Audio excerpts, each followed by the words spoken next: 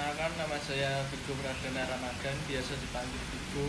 NIM saya 2003-10-2202, kelas manajemen 7M. Perkenalkan, nama saya Nadia Eko Pramiswari. NIM saya 2003-102-205, saya kelas manajemen 7M.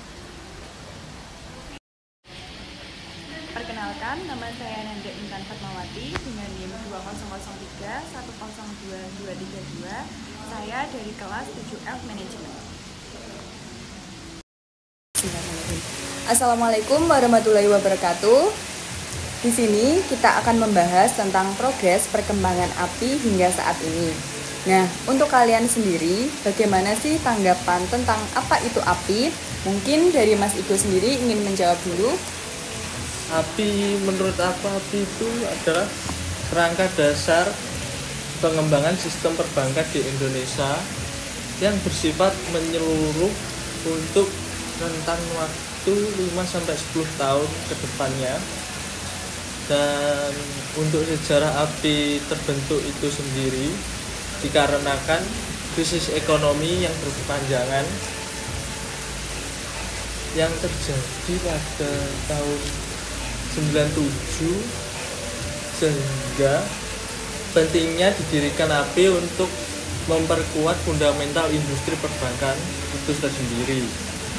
Untuk tahun 80-an sudah menunjukkan infrastruktur perbankan di Indonesia itu sangat baik. Baik, saya terima jawabannya. Dan untuk Mbak Nadia sendiri mungkin ingin menambahi. Baik, saya akan menambahinya untuk dari Mas Iko. Saya ingin menambahi beberapa struktur dari perjalanan API itu sendiri. Yang pertama itu dari regulasi perbankan mulai tahun 80-an, krisis ekonomi mulai 97-an, lalu upaya penyehatan perbankan nasional, kemudian kebutuhan stabilitas keuangan internasional, Basel Komite, dan Basel Principle pada tahun 97. Dan struktur yang saya sampaikan sebelumnya itu, API mengikuti sistem perbankan yang sehat dan kuat, kestabilan sistem keuangan, dan pertumbuhan ekonomi nasional. Begitu, Mbak. Oke.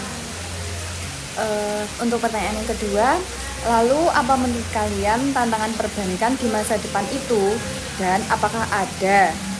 Lalu apa sih artinya dari tantangan tersebut? Mungkin dari Mbak Nadia dulu yang ingin menjawab. Boleh. Jasa keuangan itu merupakan salah satu bentuk industri yang mengalami perubahan dan pertumbuhan yang paling cepat di antara banyak negara, dan sesuatu yang setelah dianggap ideal itu sesuatu yang bisa dengan perubahan pada waktu selanjutnya. Pada tantangannya dalam dunia perbankan itu, yaitu adalah mengelola resiko dengan sebaik-baiknya serta berubah seiring dengan perubahan yang terjadi dalam industri API itu sendiri. Pada jasa keuangan secara umum dan sebaliknya. Itu, Mbak, yang saya sampaikan. Mungkin jawaban lain dari Mas Vigo bisa menambahkan dari tantangan API itu sendiri itu apa? Oh ya, tantangan untuk API itu sendiri itu ada beberapa. Yang pertama itu pertumbuhan kredit yang masih sangat rendah di Indonesia. Yang kedua, struktur perbankan yang belum optimal.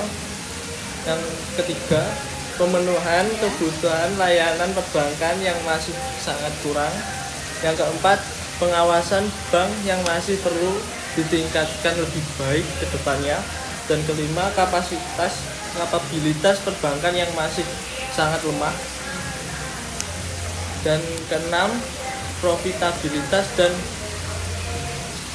efisiensi bank yang tidak mampu bertahan. Dan terakhir itu yang ketujuh, perlindungan nasabah yang masih harus ditingkatkan lagi ke depannya. Itu, Mbak. Dan saya akan menambahkan untuk Mbak Nanda, Ya. dalam API itu sendiri, apakah sistem perbankan di Indonesia itu saat ini sehat, Mbak? Kalau menurut sumber info yang saya dapat, menurut OJK, secara umum kondisi perbankan nasional masih sehat untuk saat ini. Walau adanya virus corona yang terjadi perkiraan pada tahun 2020 sampai 2022 di Indonesia. Jadi untuk saat ini perbankan di Indonesia masih sehat. Alhamdulillah. Sekian diskusi kita bertiga hari ini. Wassalamualaikum warahmatullahi wabarakatuh.